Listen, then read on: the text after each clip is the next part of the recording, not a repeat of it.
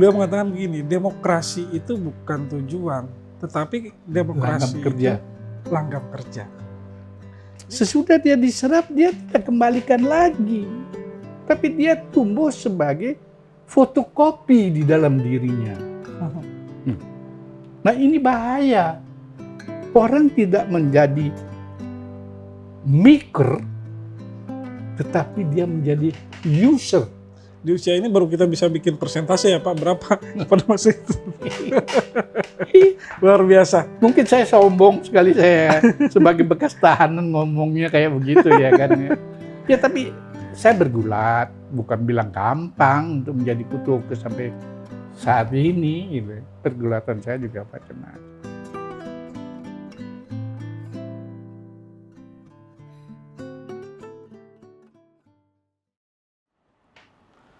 Jadi kepada anak muda, jika Anda merasa terluka, selidikilah dari mana Anda merasa terluka. Karena di luar diri Anda, banyak hal yang orang itu perjalanan hidupnya begitu terluka karena sebab yang sifatnya kebangsaan.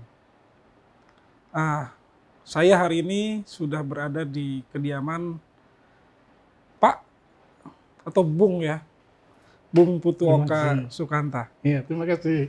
Sayang, terima kasih Pak sudah diterima di ya, kediaman Bapak. Sudah bersedia mampir ke tempat saya. Ya. Tadi Pak, di opening saya, memang anak muda ini begitu sensitif. Entah kenapa saya bisa menyaksikan spanduk terbentang di sebuah konser yang lagunya begitu melankolis. Dia bilang, kami ini manusia yang terluka. Tentu tidak apple to apple dengan apa yang Bapak alami dari sekian puluh tahun yang lalu. Saya sampaikan ke Bapak, Bapak ini manusia 3 zaman nih Pak. Kelahiran 39, berarti zaman revolusi, bagaimana orang tua Bapak membesarkan Bapak. Kemudian Bapak remaja di era bagaimana pemerintahan terpimpin seperti itu. Dan jeda masuk ke Orde Statelit. Saya bilang Statelit aja ya Pak ya.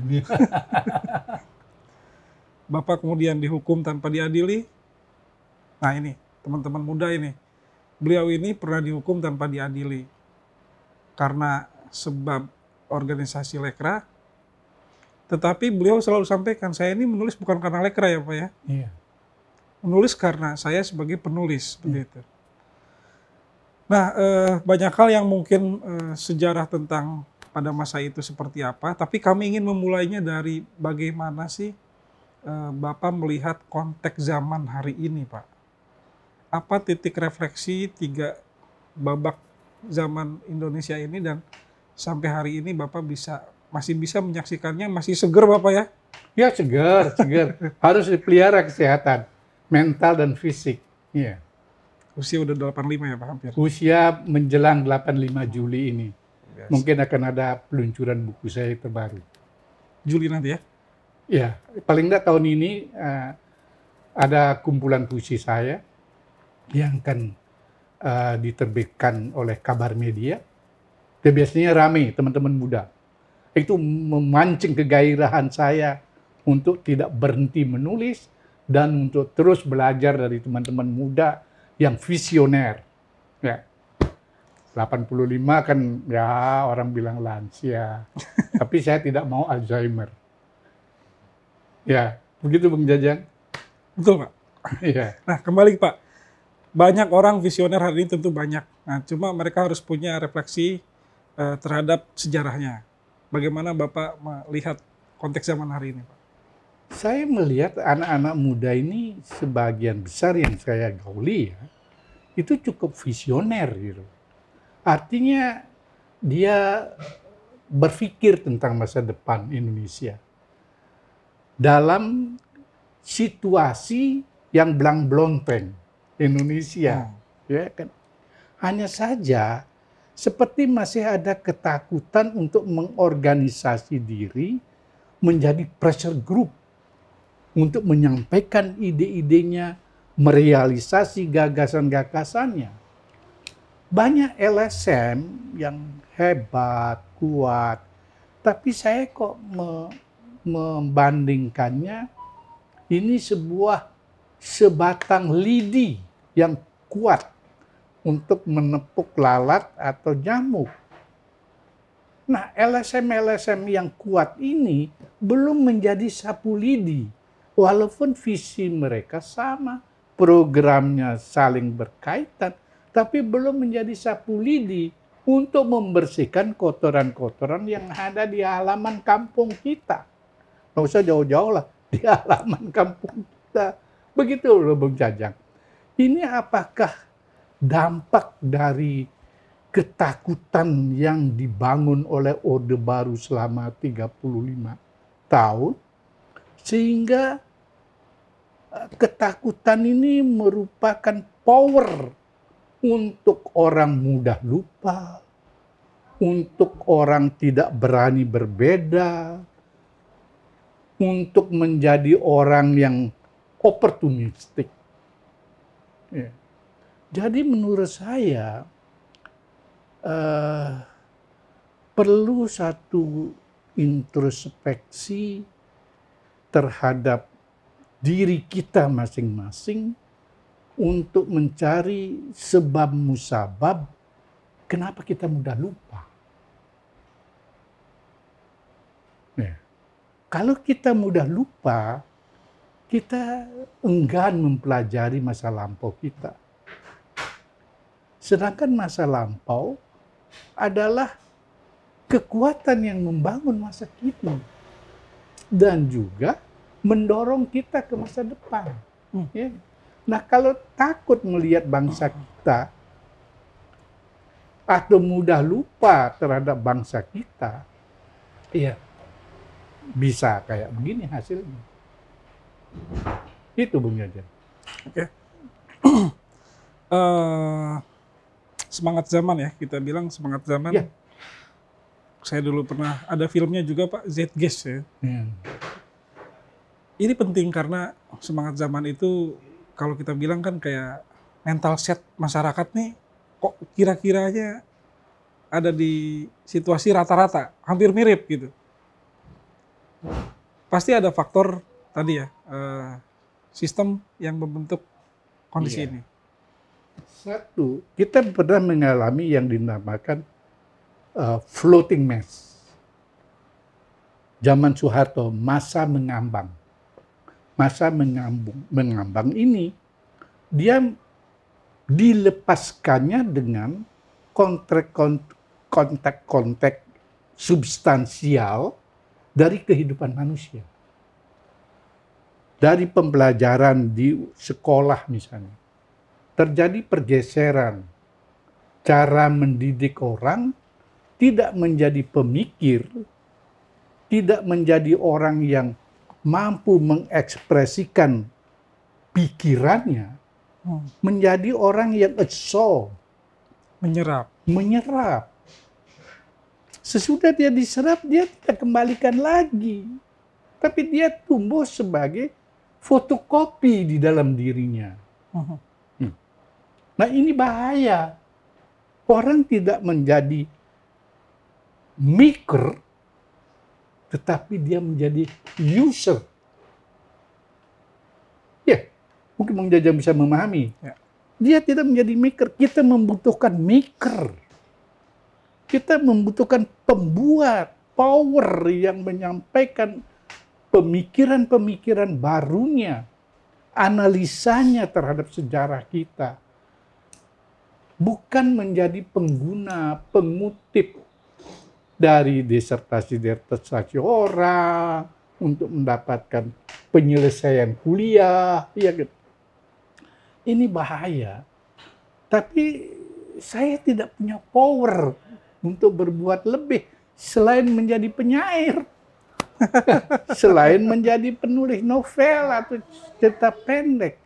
Tapi saya berhasil menyampaikan pemikiran-pemikiran saya, analisis-analisis saya yang menemukan substansi di belakang fenomena di dalam tulisan saya. Jadi para pembaca atau pemirsa akan lebih tahu bagaimana pikiran saya melalui karya-karya sastra saya. Sobat baca, ada satu hal yang menarik yang saya kutip dari paparan beliau tahun lalu di Goethe. Mudah-mudahan tidak salah, kalau salah mohon dikoreksi, Pak. Beliau mengatakan begini, demokrasi itu bukan tujuan, tetapi demokrasi itu langgam kerja. Ini langgam kerja ini istilah yang menarik. Langgam ini kan sesuatu rima, irama, tetapi Bapak sambungkan dengan kata kerja. Maksudnya apa, Pak? Demokrasi dan kemudian apa? Politik itu? Puisi dan demokrasi bukan tujuan, tapi dia langgam kerja. Dia alat. Kenapa saya bilang begitu? Sebab kalau demokrasi dijadikan tujuan, ini utopis. Apalagi selama membangun jalan ke arah demokrasi itu tidak demokratis.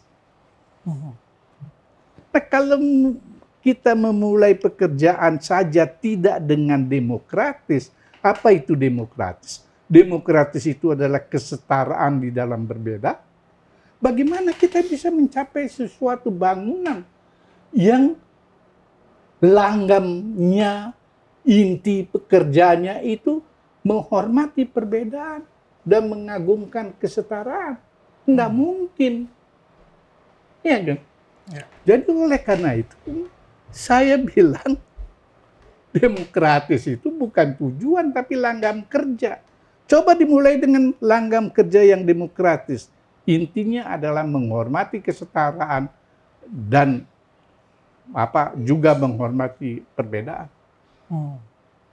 Kenapa kita loncat ke sini? Karena atmosfer berpikir kita hari ini di dalam politik terutama seakan-akan ada satu awan yang ada di kepala kita semua nih. Hari ini setelah pemilu kemudian ya terutama wartawan kita melihat ya, oh si ini merapat status quo, yang ini merapat status quo. Ini apa sih? Apakah memang merapat status quo itu sesuatu yang ya segalanya gitu? Artinya kita semua berpikir kompromi. Tidak ada yang berani berpikir oposisi, dan menjadi oposisi itu kemudian dipandang sebagai hal yang negatif. Padahal, nah demokrasi itu harusnya check and balances antara pemegang status quo dan kemudian menjadi balancing terhadap bagaimana status quo ini berjalan.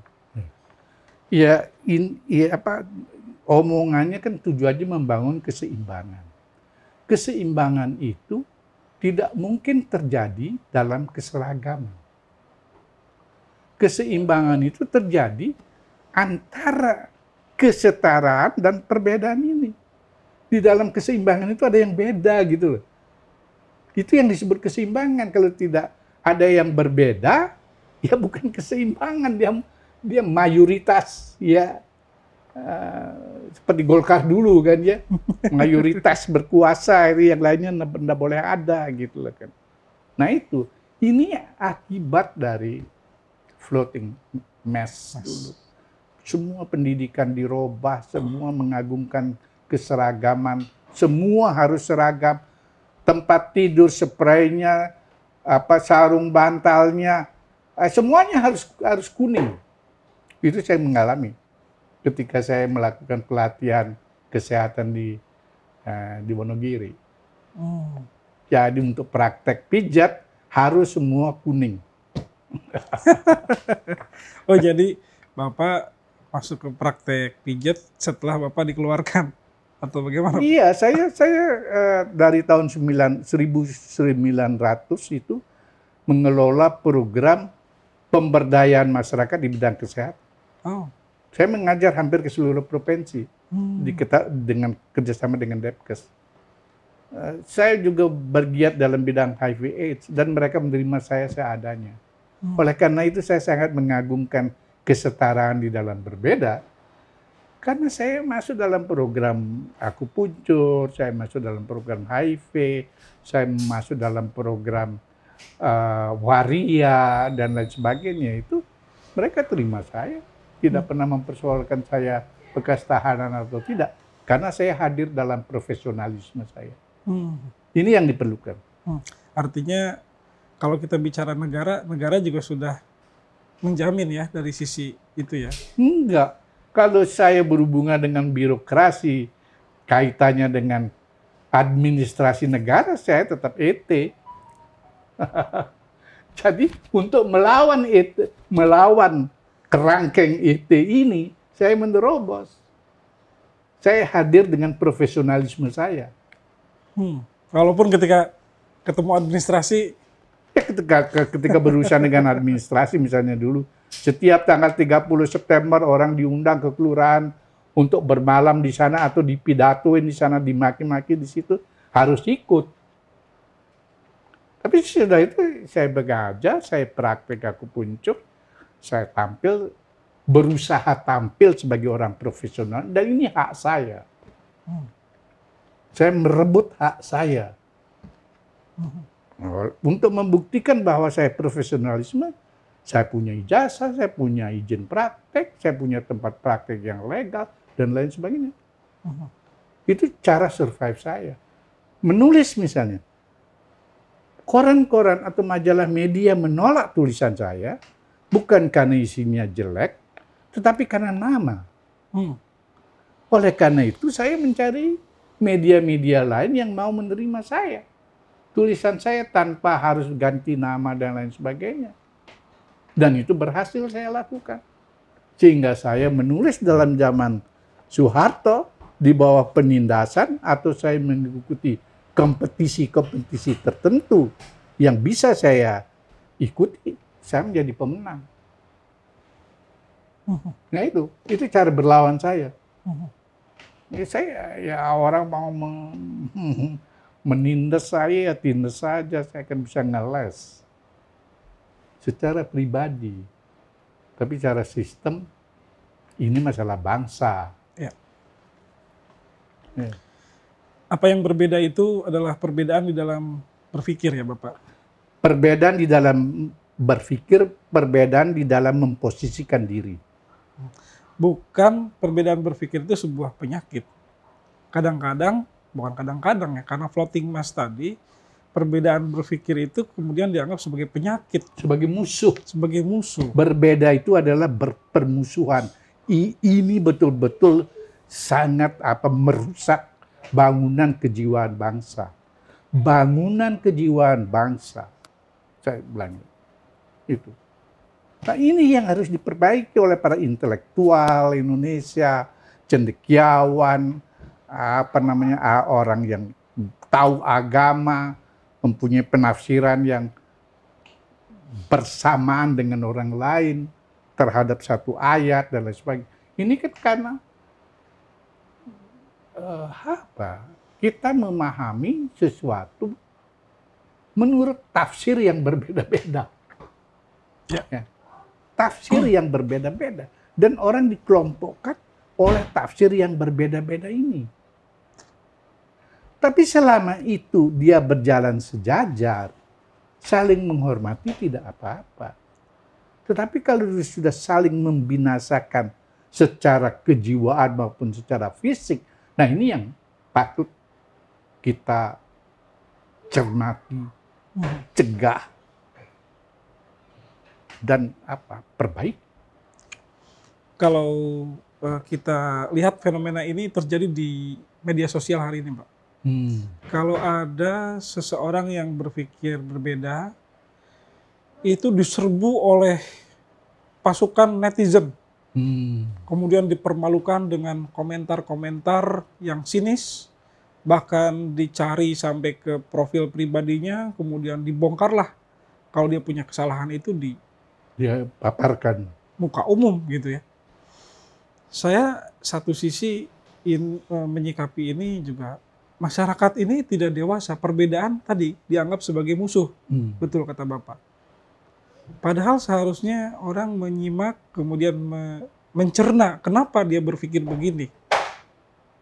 Gitu. Nah, ruang dialektika itu hari ini tidak ada, karena terputus oleh sikap, entah dikoordinasikan atau seperti apa, saya nggak tahu bagaimana di belakang layar digital itu.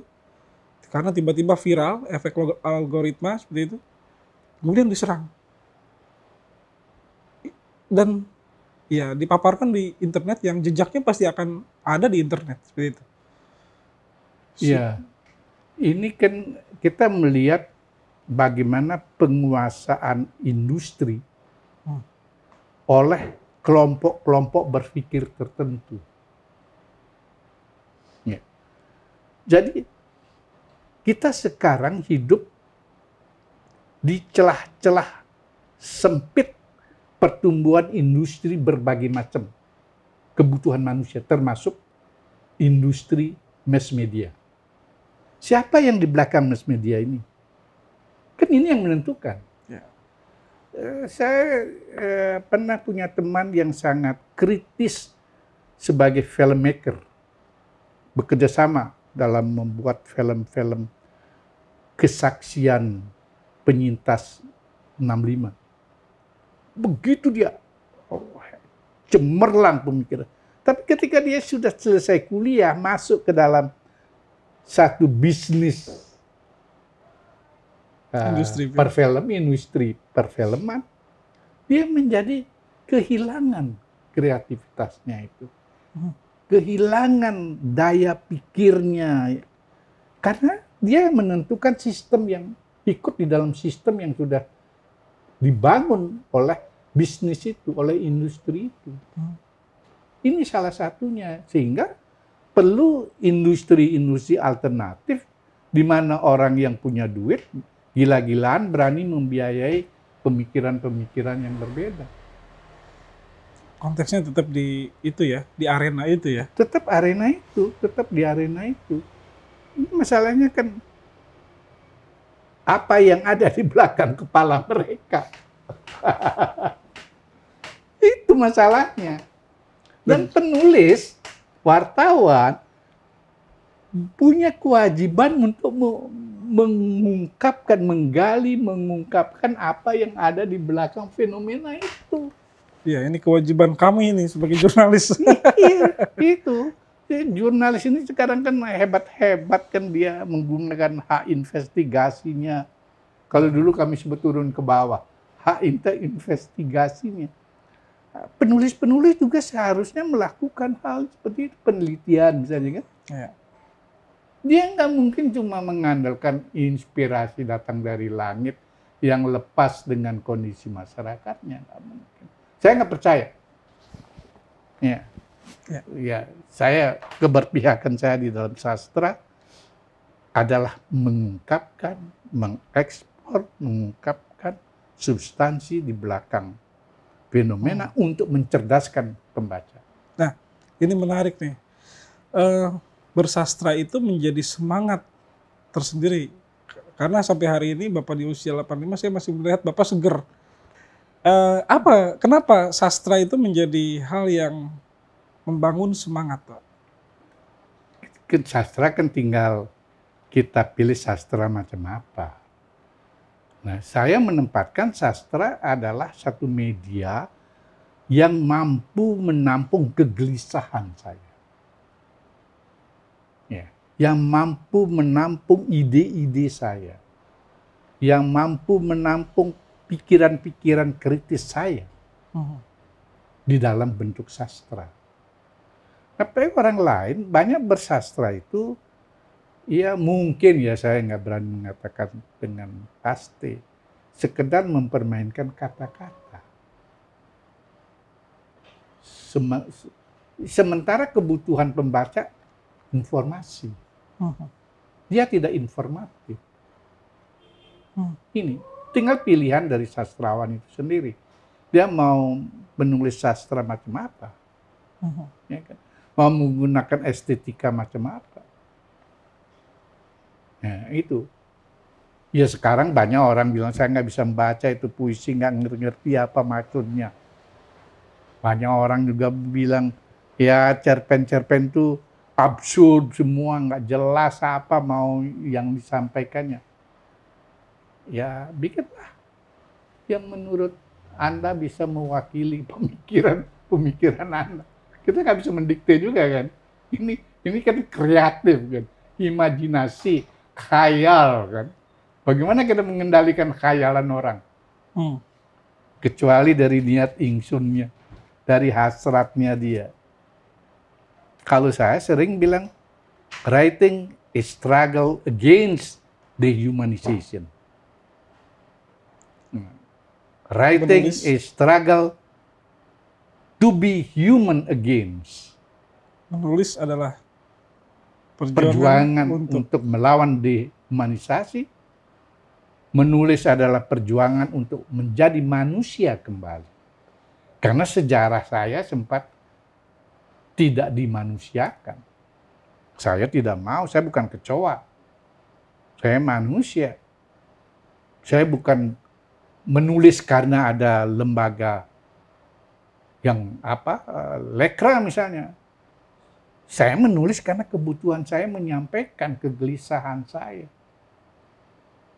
Saya menjadi penulis karena tulisan saya, bukan karena orang lain.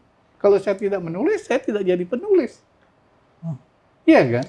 Pada masa itu juga Lekra adalah organisasi masyarakat pada umumnya, toh? Iya, masyarakat biasa saja. Saya aktivis di sana, ya diskusi, ketemu Pram, hai, ketemu Bandahara, penyair, hai.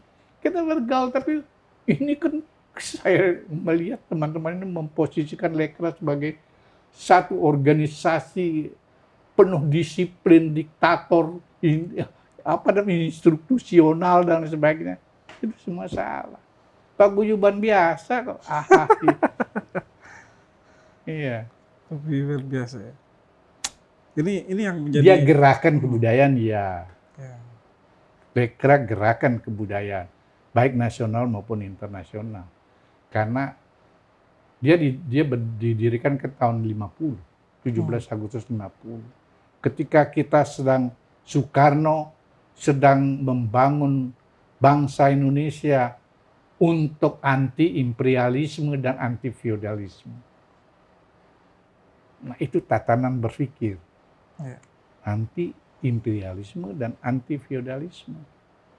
Ya, kalau mau digali lebih jauh, misalkan bagaimana partai dan tokoh, misalkan Tan Malaka juga berseberangan, ya kan? Di dalam satu partai ada perbedaan juga, gitu ya. Iya. Dan hidup. Perbedaan itu hidup. Tidak saling menindas.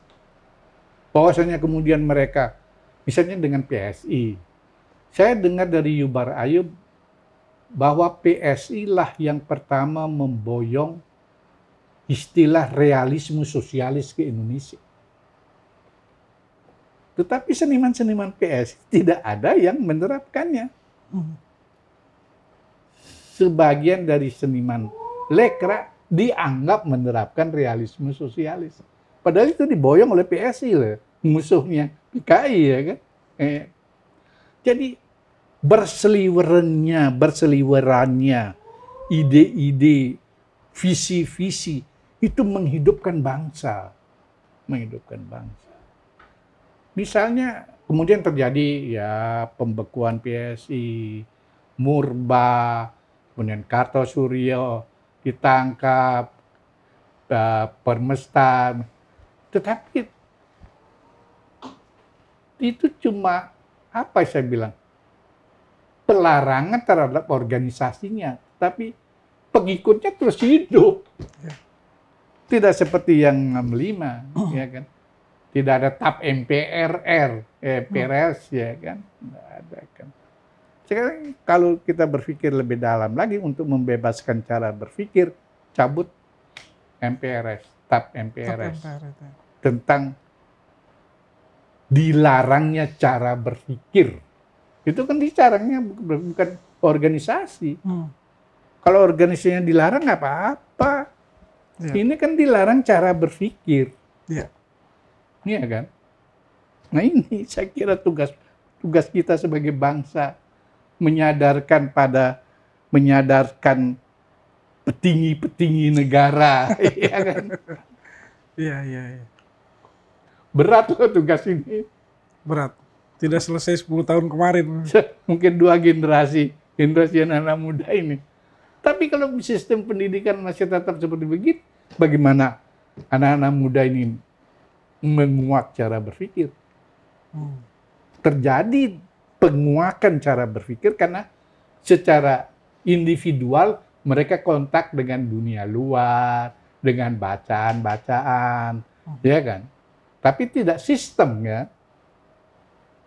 Sekarang siapa yang berani, yang bisa memperbaiki sistem yang ada ini supaya orang lebih bebas berpikir?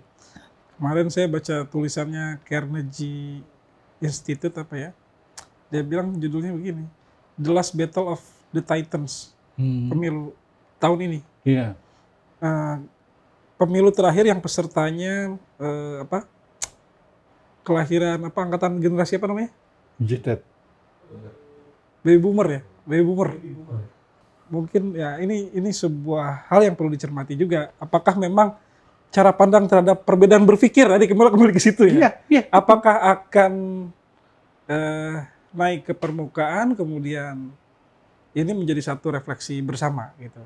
Jadi artinya hari ini yang harus kita lihat adalah bagaimana semangat berpikir itu tidak lantas kemudian menjadi yang sifatnya permusuhan tadi, Pak.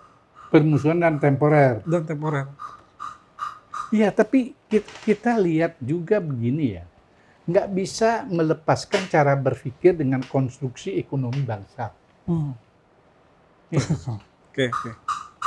Ya. Jadi sekarang bangsa kita, orang-orang yang mempunyai kemampuan ekonomi menengah ke atas, yang dibangun menjadi user, kan dia yang punya kemampuan untuk meneruskan pendidikan.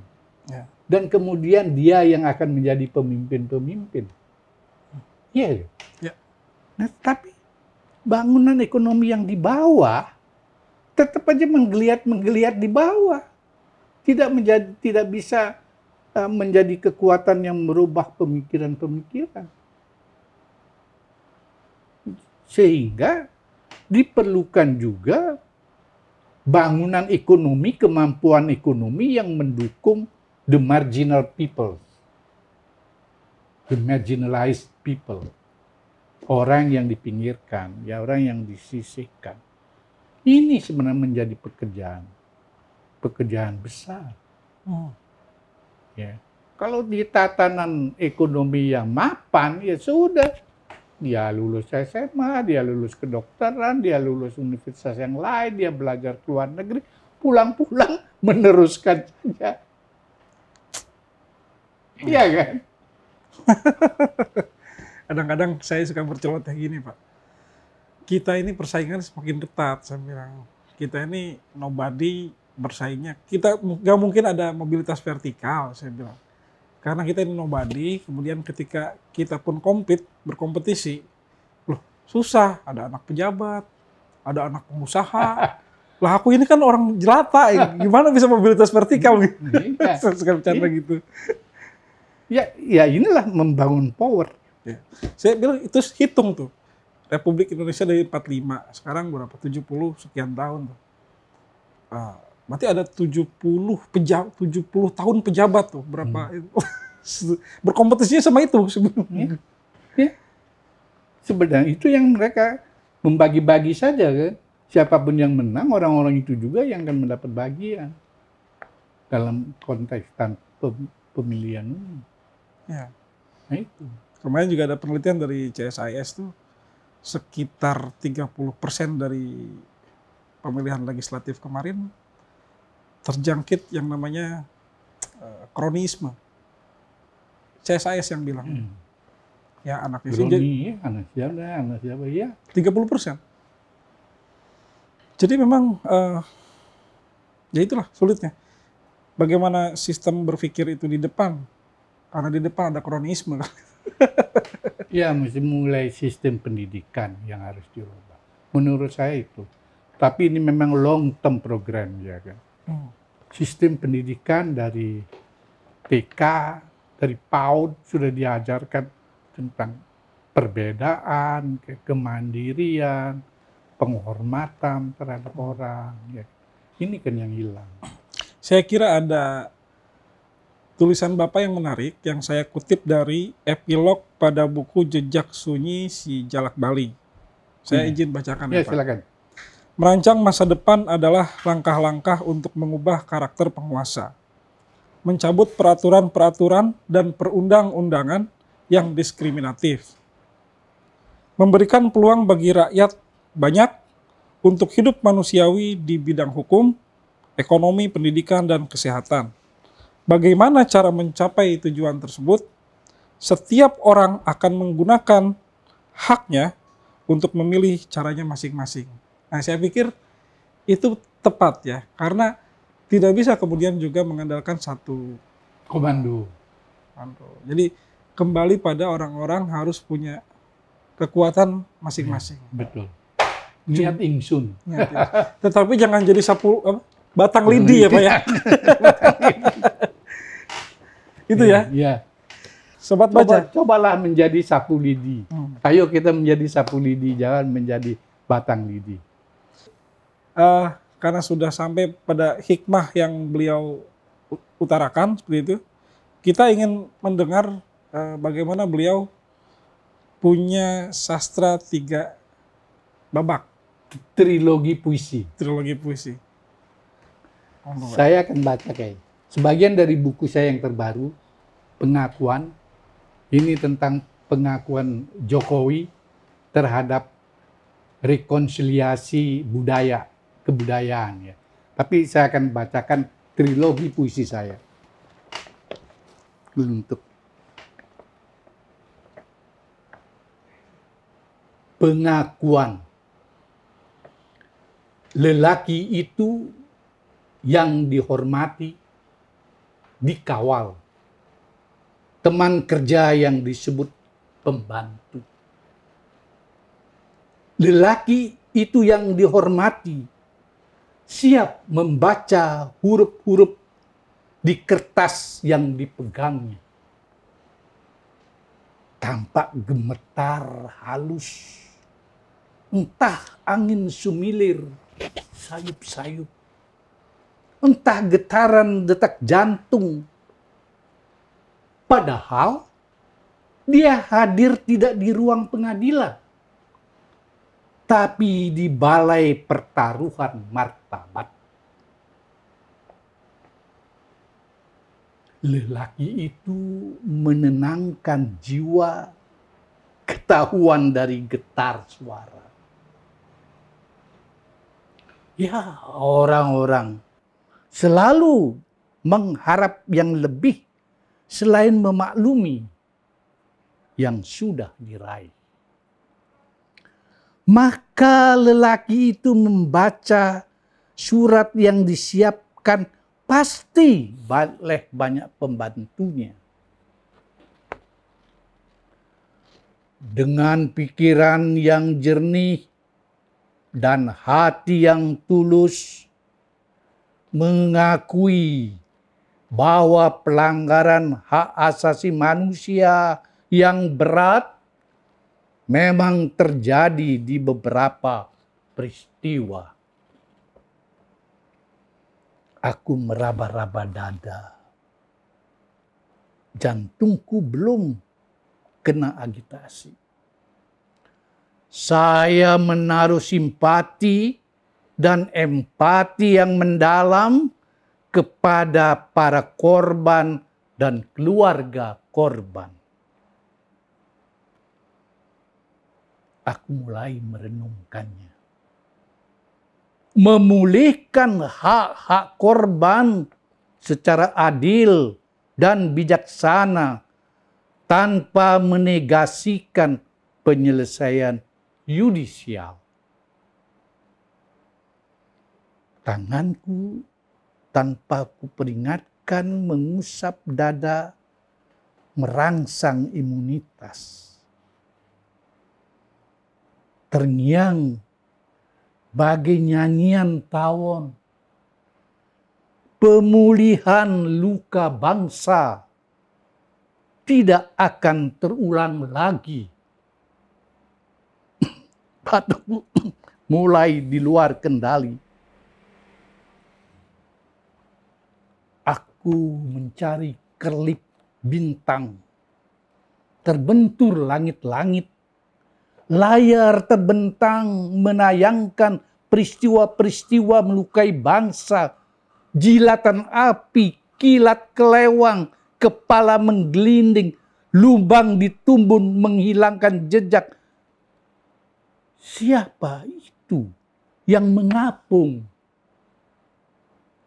Orang takut mengatakannya. Lelaki yang membaca kertas itu, huruf-hurufnya sudah berhenti ditulis, tidak ada lagi yang dibaca. Aku berbisik, entah didengarkannya, entah tidak.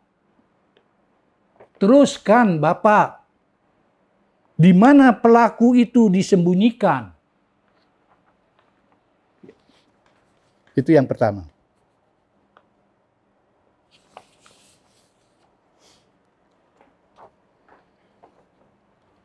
Tadi kita bicara tentang luka. Sekarang kita bicara tentang bagaimana menyembuhkan luka bangsa. Menyembuhkan luka bangsa. Menyembuhkan luka bangsa, titiannya penghormatan martabat. Pertarungan rasa benci dilarung kenyala api, abunya menumbuhkan rindu. Menyembuhkan luka bangsa, kuburan yang digelapkan menghias Nusantara, anak cucu merawat dalam sendu. Menyembuhkan luka bangsa, menghapus tutur hitam, membangun ruang setara dalam berbeda. Menyembuhkan luka bangsa, membangun martabat bersama.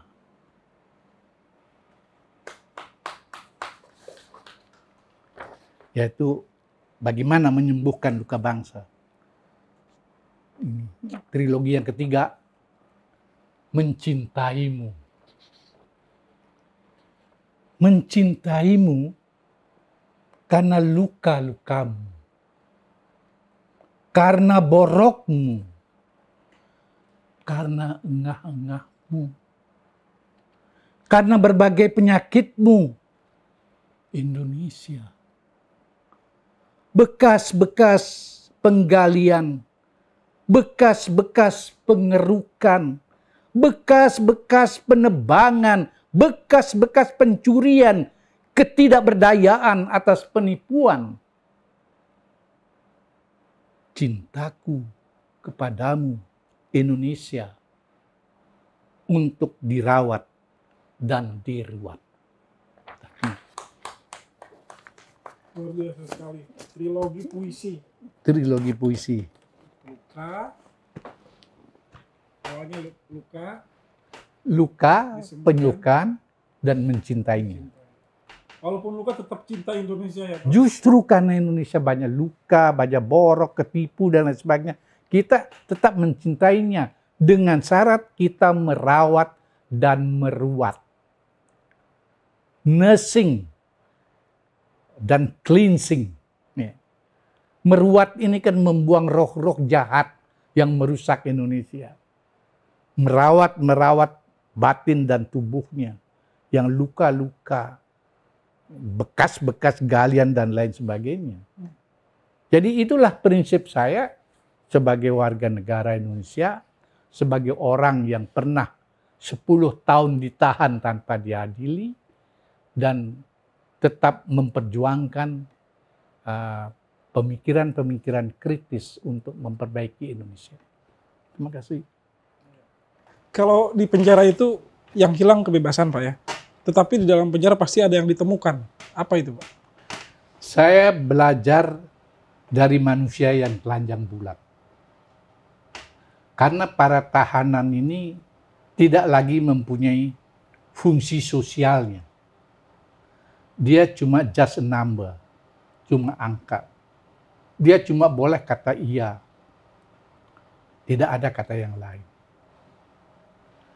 Nah, dengan mempelajari manusia yang telanjang bulat, kita menemukan hakikat hidup itu. Contoh real, pemerintah tidak membolehkan ada buku, tidak membolehkan ada pensil, tidak membolehkan ada kertas untuk menulis. Saya sebagai intelektual kan tersiksa untuk itu. Tetapi di hadapan saya, beratus orang tahanan yang kepalanya penuh dengan ilmu dan penuh dengan pengalaman hidup. Nah ini buku bagi saya.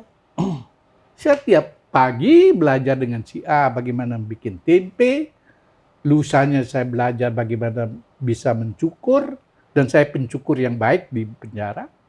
Bagaimana belajar bahasa Prancis karena ada orang filmmaker yang dari Sorbonne ditangkap. Bagaimana belajar tentang tentara karena ada kolonel di satu dengan saya.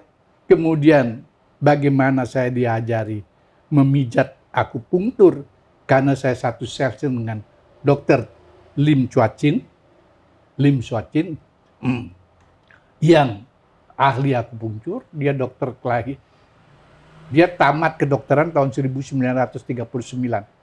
Pada waktu saya lahir, dia sudah jadi dokter. Saya belajar dari dia.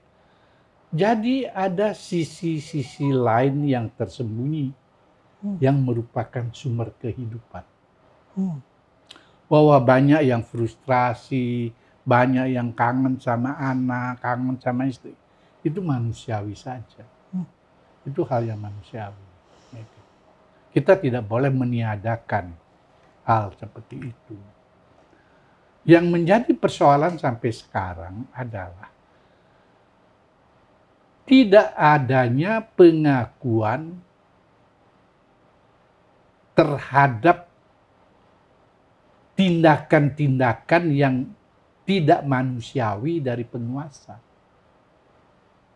Misalnya pertanyaan saya, mengapa saya ditahan 10 tahun? Ada yang bisa menjawab. Kenapa Gerwani dituduh menari harum bunga di depan jenderal padahal itu tidak ada? Kenapa dibilang jenderal itu dibunuh di silet-silet kemaluannya? Kenapa? Kita menuntut supaya ada acknowledgement, pengakuan terhadap hal-hal yang terjadi pada masa itu yang menyebabkan kehidupan kami secara sistematis tidak manusiawi. Itu intinya. Bahwa kita hidup di mana-mana banyak kesulitan. Apakah masyarakat yang tidak sempat ditahan pada tahun 65 tidak sulit? Sulit juga. Sulit cari makan, sulit sekolah. Tapi ada segmen kehidupan kita yang dihancurkan oleh orde yang berkuasa. Tidak keseluruhan hidup. Saya hidup 85, ya 5% atau 10%, tapi ini hakiki. Nah, ya, hakiki. Kita harus mengatasinya. Kita harus mengatasinya. Di usia ini baru kita bisa bikin persentase ya Pak, berapa pada masa itu. Luar biasa. Mungkin saya sombong sekali saya sebagai bekas tahanan ngomongnya kayak begitu ya kan. Ya tapi saya bergulat, bukan bilang gampang untuk menjadi putuke sampai saat ini. Gitu. Pergulatan saya juga macam-macam. Tapi saya juga tidak sombong bahwa saya hidup sendiri. Saya dibesarkan juga oleh lingkungan-lingkungan dari berbagai segmen kehidupan manusia. Mereka menerima saya, mendukung saya. Ya wajarlah, hubungan sangat wajar. Hari ini saya ketemu dengan tim dari Kuat Baca, tambah lagi sahabat. Kapan kalau kita ngobrol, saya jadikan Anda buku yang bisa saya baca isi kepala Anda.